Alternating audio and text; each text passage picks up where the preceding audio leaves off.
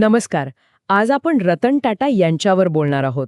म्हणजे त्यांची कारकीर्द, त्यांचे विचार. हां, टाटा समूहाचे माजी अध्यक्ष ही ओळख तर आहेच, पण त्या पलीकडेही खूप काही आहे त्यांच्या व्यक्तिमत्वात. अगदी. आपल्याकडे हे रतन टाटा, यश आणि जीवनमूल्य पुस्तक आहे.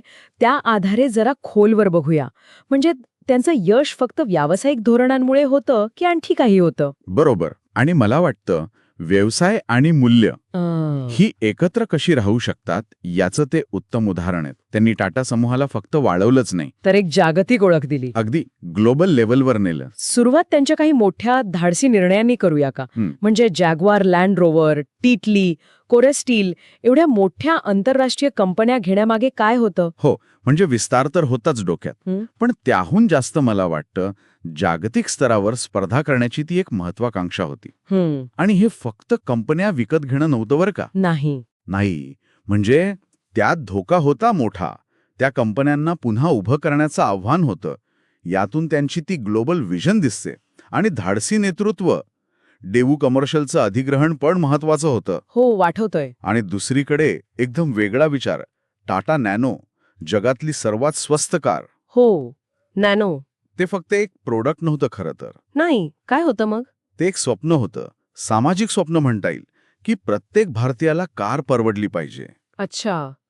म्हणजे सर्वसामान्यांसाठी काहीतरी करण्याची तळमळ. अगदी. आणि आपल्या इंजिनियर्सच्या क्षमतेवरचा विश्वास पण दिसतो त्यात. नंतर आव्हानं आली तो भाग वेगळा, पण ती मूळ कल्पनाच किती मोठी होती. बरोबर. आणि याच काळात TCS पण. हो, टाटा कन्सल्टन्सी सर्व्हिसेस आज जगातली मोठी IT कंपनी आहे. तिलाही त्यांनीच ग्लोबल बनवलं. खरंच? म्हणजे इतकं यश मिळवताना त्यांची काही मूल्य होती, ज्यावर ते ठाम राहिले असं दिसतं. पुस्तकात काय म्हटले त्यांच्या सचोटीबद्दल, नैतिकतेबद्दल? हे फक्त बोलण्यापुरतं होतं की कृतीत पण दिसायचं? नाही, कृतीत दिसायचं. पुस्तकात अनेक उदाहरणं आहेत. म्हणजे अनेकदा काय व्हायचं की काही डील फायद्याच्या वाटायच्या. हं. पण जर त्यात काही अनैतिक असेल तर ते सरळ नकार द्यायचे. भले नुकसान झालं तरी चालेल. अरे वा. हो, म्हणजे तात्पुरता फायदा नाही बघितला त्यांनी. लाँग टर्म रेप्युटेशन, तत्व, ती जास्त महत्वाची मानली. हा त्यांचा कामाचा गाभा होता. आणि याच मूल्यांना धरून त्यांची लीडरशिप स्टाईल कशी होती? म्हणजे ते कर्मचाऱ्यांशी कसे वागायचे? त्यांची विनम्रता, याबद्दल काही किस्से आहेत का पुस्तकात? आहेत की. इतकं यश मिळवूनही पाय जमिनीवर असणं हे त्यांचं वैशिष्ट्य. ते स्वतः अनेकदा इकॉनॉमी क्लासने प्रवास करायचे म्हणतात. काय सांगता? हो, किंवा स्वतः गाडी चालवायचे.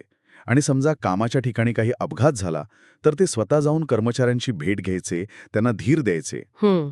म्हणजे विचार करा, एवढ्या मोठ्या ग्रुपचे हेड पण वागण्यात कुठे बडेजाव नाही. हीच गोष्ट त्यांना कर्मचाऱ्यांशी जोडत होती. त्यांची काही वाक्य पण खूप प्रेरणादायी आहेत. एक आठवतंय, मी योग्य निर्णय घेण्यावर विश्वास ठेवत नाही. मी निर्णय घेतो आणि नंतर ते योग्य ठरवतो. काय जबरदस्त आत्मविश्वास आहे. बरोबर. यात एक आत्मविश्वास आहे आणि जबाबदारी घेण्याची वृत्ती पण आहे. हो ना.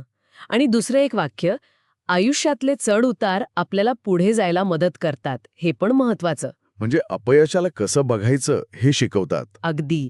फेल्युअरला शेवट न मानता तो प्रवासाचा एक भाग मानायचा आणि त्यातून शिकायचं. व्यवसायाच्या पलीकडे जाऊन त्यांच्या समाजकारणाचा उल्लेख तर व्हायलाच हवा. टाटा ट्रस्ट्स, काय प्रचंड काम आहे. हो ना. टाटा समूहाच्या मालकीचा 60% जास्त हिस्सा चॅरिटेबल ट्रस्टकडे आहे.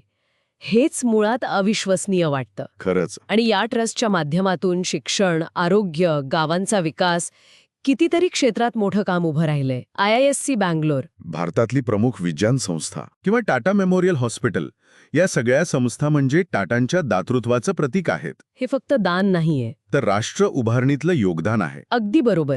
तर या सगळ्यातून आपण काय शिकायचं? रतन टाटा म्हणजे फक्त एक यशस्वी उद्योजक नाहीत, तर ते तत्वनिष्ठ नेतृत्व, दूरदृष्टी, धाडस, विनम्रता आणि समाजाबद्दलची बांधिलकी, या सगळ्याचे एक दुर्मिळ मिश्रण आहेत.